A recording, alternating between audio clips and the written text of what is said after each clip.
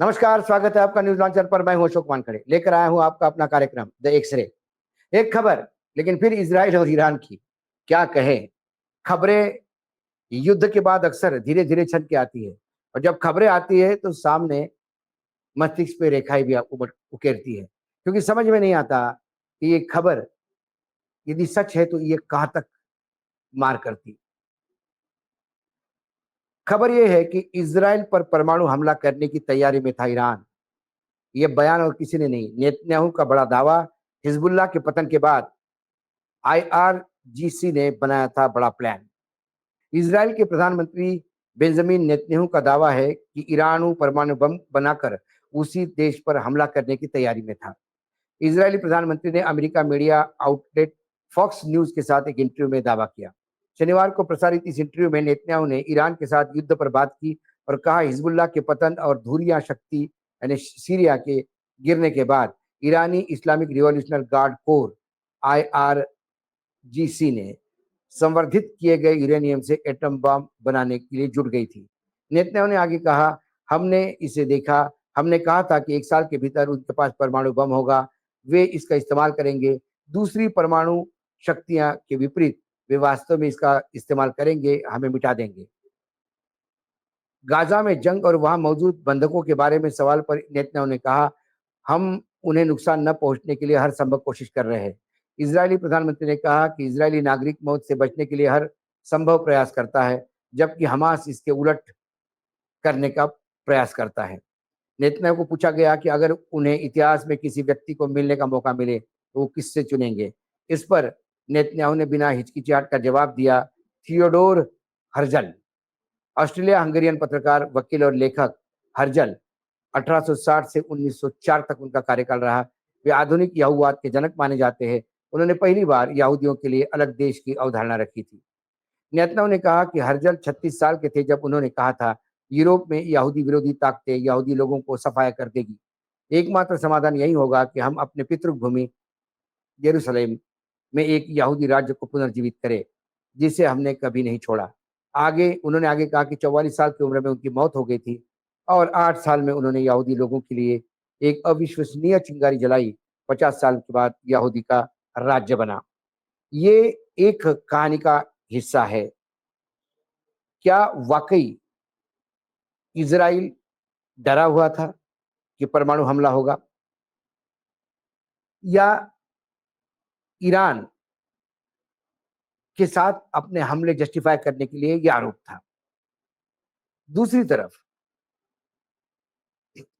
जून में ईरान और इजराइल के बीच चले 12 दिवसीय संघर्ष के बाद एक खुलासा और आगे आया, और वो खुलासा यह है कि मध्य पूर्व में तनाव की आग को और हवा दे सकता था।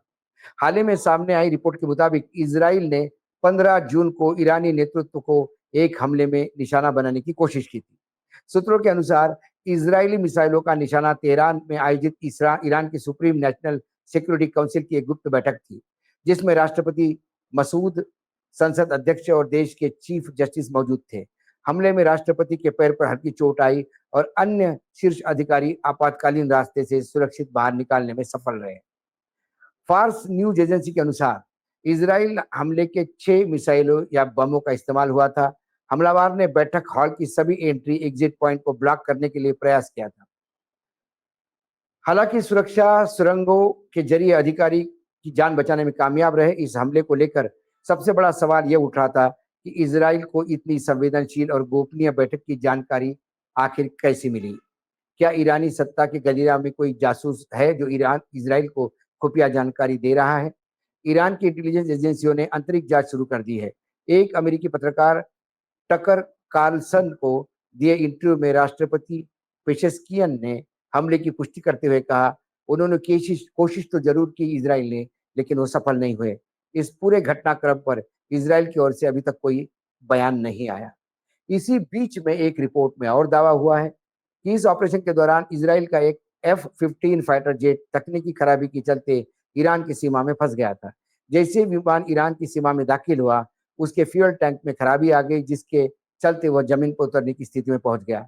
इजरायली चैनल 12 की रिपोर्ट के मुताबिक पायलट ने तुरंत स्थिति को सूचना दी और मिशन कंट्रोल से मदद मांगी। उस वक्त कोई रिफ्यूलिंग एयरक्राफ्ट पास में नहीं था।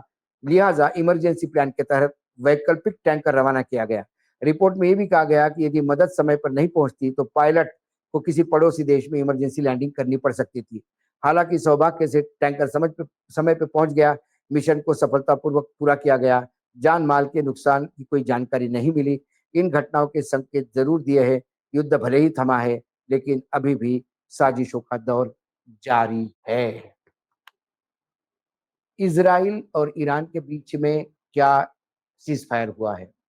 ईरान ने जिस हिसाब से इजराइल पे इस बार हमले किए और इजराइल को ये बता दिया कि ईरान की ताकत क्या है, इसके बाद इजराइल की पूरी लीडरशिप अमेरिका चली गई। अमेरिका में डोनाल्ड ट्रंप से हाथ पैर जोड़ के उन्होंने बंकर बम का यूज करने के लिए कहा।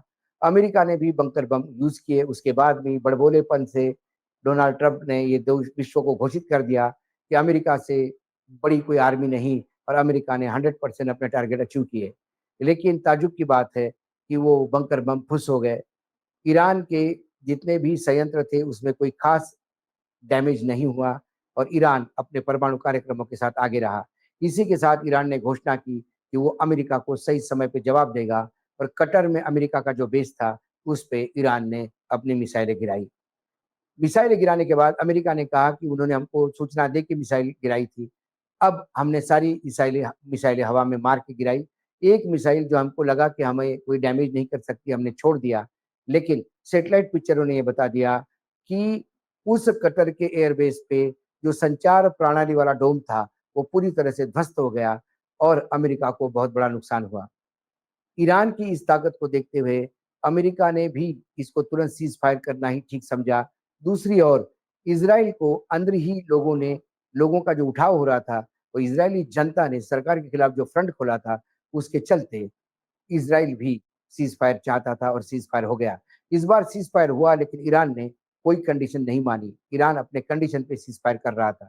दूसरी तरफ जो इंटरनेशनल एजेंसी थी जिसको ये अधिकार दिए थे एटॉमिक एग्रीमेंट पे साइन करने के बाद कि वो आके ईरान के संयंत्र चेक कर देते हैं, उसी अंतर्राष्ट्रीय एजेंसी को ईरान ने भगा दिया। कहा कि अब आपने सर्टिफिकेट देने के बाद भी इजराइल कहता है कि हम परमाणु बम बना रहे हैं, तो फिर आपका कोई औचित्य नहीं रहा। कुल मिलाकर इजराइल और ईरान इनके बीच में आग ठंडी नहीं हुई है, ऊपर राख जमी हुई है। लेकिन कभी भी कोई भी निवाले पे फूंक कर यदि कोई मारे या हवा लग जाए, राख उड़े, तो निवाला फिर से एक बार आग पकड़ सकता है। उधर ईरान ने फिर कहा कि हम अभी भी तैयार है पूरी तरह से लड़ने के लिए, और इजराइल कभी हमारे बारे में सोचे भी नहीं। इजराइल ने इसी के बीच ये कहा कि हम परमाणु, यदि हमको लगा कि कार्यक्रम आगे बढ़ता है तो हम फिर हमला करेंगे। और ईरान ने कहा कि इस बार हमारे पास वो मिसाइल्स है जो आपने कभी सोची भी नहीं। अभी तक जो हमने यूज की वो हमारा 30% भी नहीं था।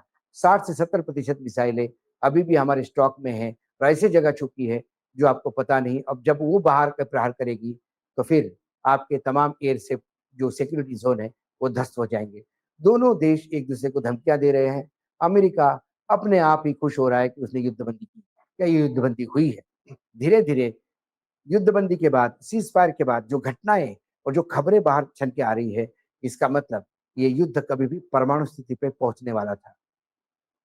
और इसराइल सही कह रहा है, ईरान के पास यदि परमाणु हथियार यूज करने का उन्होंने शुरू किया तो वो किसी भी हद तक जा सकते हैं। और क्या भारत, पूरे विश्व, भारत छोड़िए, पूरा विश्व एक बहुत बड़े हादसे के कागज पे था। बाकी दुनिया इसको कैसी देखती है? जो खबरें आती है लगातार आपके पास लाने का प्रयास करते हैं। इसराइल से, ईरान से नई खबरें थी, कुछ नया डेवलपमेंट था। उस नए डेवलपमेंट को एक्सरे से विश्लेषित कर आपके सामने लाने का प्रयास किया।